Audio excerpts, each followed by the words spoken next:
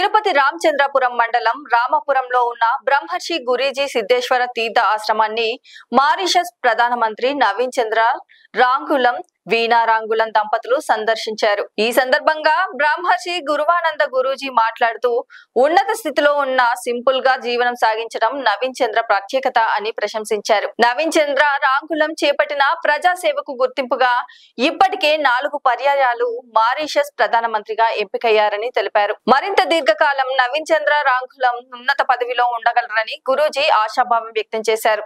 అనంతరం గురూజీ ఆశ్రమం నుండి తిరుపతి శ్రీవారి దర్శనానికి బయలుదేరి వెళ్లారు.